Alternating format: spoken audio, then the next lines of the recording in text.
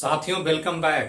Good morning all of you. सुप्रभात, नमस्कार। जहां भी होंगे स्वस्थ होंगे, सुरक्षित होंगे और अपने अपने लक्ष्य के प्रति एकाग्रचित होकर लगे होंगे। कल नाइट सेशन में जो संडे की पाठशाला होने वाला था, नेटवर्क काफी स्लो होने की वजह से नहीं हो पाया। बहुत मैंने प्रयास किया लेकिन वो क्लास मैं कंटिन्यू कहीं नहीं कर पाया। इसके लिए बहुत खेद है। आप लोगों को मैंने बोला था कि बीपीएससी में ऑप्शनल पेपर और मटेरियल के बारे में मैं जानकारी दूंगा कि बुक्स और नोट्स कैसे पढ़ना है और किस प्रकार का पढ़ना है, ऑप्शनल विषय का चुनाव कैसे करते हैं, लेकिन मैं वो नहीं कर पाया। उसके लिए बहुत बहुत खेद है और एक दो दिन के अंदर मैं उसके लिए अलग से टाइम निकाल कर एक क्लास लूंगा जिससे आपकी सारी दुविधाएं समाप्त हो जाएगी। तो चलिए मॉर्निंग सेशन में शुरू करते हैं आज का करंट अफेयर, जिसमें बात करेंगे 11 अक्टूबर से संबंधित महत्वपूर्ण घटनाक्रमों के बारे में। तो नवजीवन कैंपस का ऑनलाइन क्लास की श्रृंखला है। जो पहली बार देख रहे हैं चैनल को या आप देखते हुए अभी तक सब्सक्राइब नहीं किया, वो चैनल को सब्सक्राइब करें, लाइक करें और ज्यादा से ज्यादा लोगों को शेयर करें। तो 11 अक्टूबर से संबंधित जो भी महत्वपूर्ण घटनाक्रम था उसको मैंने एकत्रित किया है, इसको याद रखना है और क्वेश्चन आवर के लिए प्रिपेयर करना है। बहुत अच्छा लग रहा है कि आप क्वेश्चन आवर जो करंट अफेयर का होता है सैटरडे स्पेशल नाइट में, उसमें आप लोग 11 में 11, 10 में 10 कर रहे हैं। ये बहुत अच्छी तैयारी आपकी सही दिशा में चल रही है, तो उसी को कंटिन्यू रखें। निरंतरता सफलता की चाबी है। जितना आप कंटिन्यूटी बनाए रखेंगे उतना ही सफलता आसानी से मिल जाएगी। तो चलिए शुरू करते हैं। एक इंपॉर्टेंट न्यूज है कोविड-19 से संबंधित कि कोविड-19 काल में आज फेस मास्क, सैनिटाइजर एक बहुत ही अनिवार्य वस्तु हो गया है और होना भी चाहिए। सभी लोगों को इसके बारे में अवेयर होना चाहिए, क्योंकि जान रहे होंगे कि कोविड-19 का संक्रमण एक बार फिर से देखने को मिल रहा है विश्व के बहुत सारे देशों में और भारत में भी संभावना की जाड़े में ये बहुत ज्यादा प्रभावित होगा। और इसी के चलते फेस मास्क लगाएं, सैनिटाइजर का प्रयोग करें, हाथ को बार बार साफ करते रहें, जो गाइडलाइंस है उसको फॉलो करें।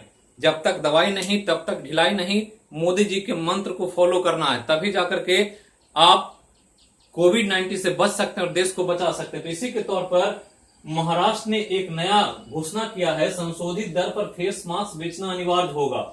इसमें तो महाराष्ट्र में, और महाराष्ट्र ऐसा करने वाला देश का पहला राज्य है। मतलब मास्क सैनिटाइजर कोई बेचता है मनमाने दाम पर तो उसको दंड मिलेगा।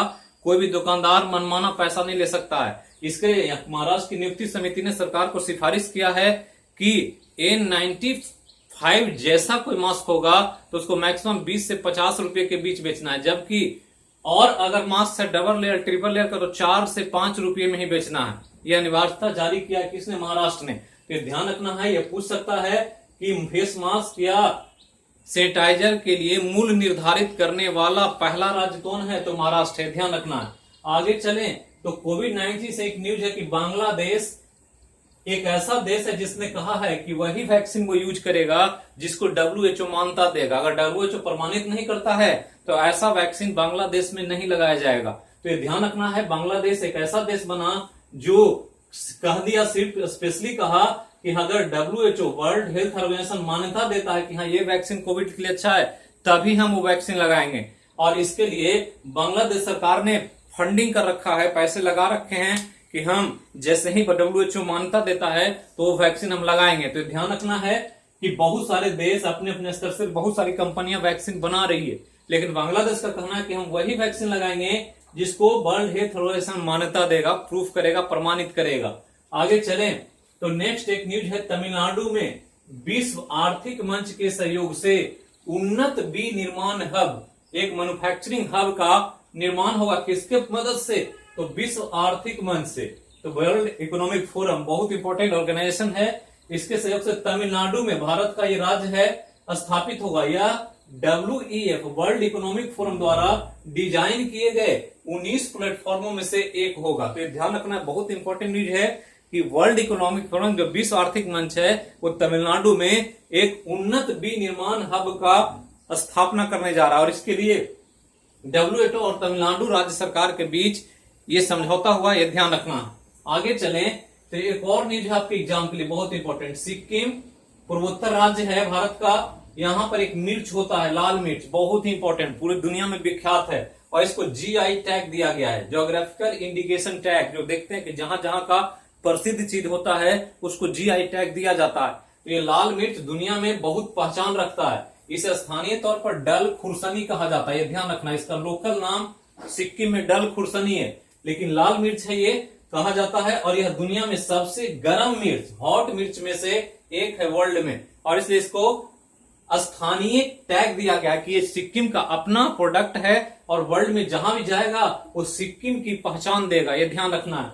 तो सिक्किम के लाल मिर्च को जीआई टैग दिया गया है। आगे चले तो सड़क परिवहन एवं राजमार्ग मंत्रालय के अनुसार ट्रैक्टर के लिए उत्सर्जन मानदंड अक्टूबर 2021 से तथा निर्माण उपकरण वाहनों के लिए अप्रैल 2021 से लागू होगा। उत्सर्जन मापदंड मतलब कार्बन डाइऑक्साइड के उत्सर्जन की बात, जो प्रदूषण को बहुत ज्यादा फैलाता है। तो इसके लिए वाहनों में जैसे अभी BS6 मॉडल आया था, तो BS6 मॉडल के उत्सर्जन मानक अलग हैं और उसी के चलते ट्रैक्टर के उत्सर्जन मानक में अक्टूबर 2021 को रखा गया है। और जबकि निर्माण उपकरण जैसे JCB होता है, बहुत सारे निर्माण में काम किए जाते हैं वाहनों का, तो उसमें बहुत ज्यादा उत्सर्जन होता है। ट्रैक्टर भी बहुत ज्यादा CO2 का उत्सर्जन करता है, तो इसके लिए मानदंड बनाया गया है और वो जारी होगा ट्रैक्टर के लिए अक्टूबर 2021 से, और मैन्युफैक्चरिंग या कंस्ट्रक्शन वर्क के लिए जो वाहन यूज होगा उसके लिए अप्रैल 2021 से।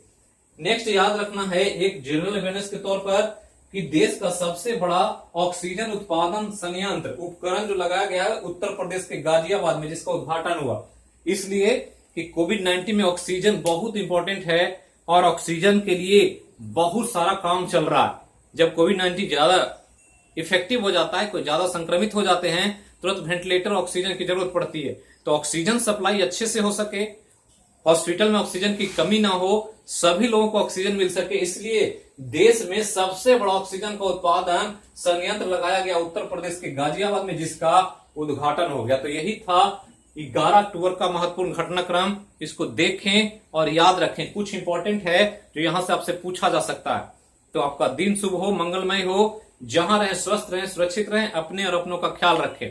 आगे जो भी क्लास होगा उसको कंटिन्यू करते रहें। क्लास जब भी डिस्टर्ब होता है तो किसी न किसी तकनीकी खराबी के कारण होता है, और उसके लिए टेलीग्राम पर आपको सूचना आधा घंटे 10 मिनट 15 मिनट पहले दिया जाता है। हम अंत समय तक कोशिश करते हैं कि क्लास हो जाए, लेकिन जब नहीं होता है तो मैं सूचना जारी करता हूं टेलीग्राम पर कि क्लास आज नहीं होगा, इसका कल होगा। शाम में क्वेश्चन आवर होता है, वो क्वेश्चन आवर कंटिन्यू चलता रहेगा जैसे चल रहा है।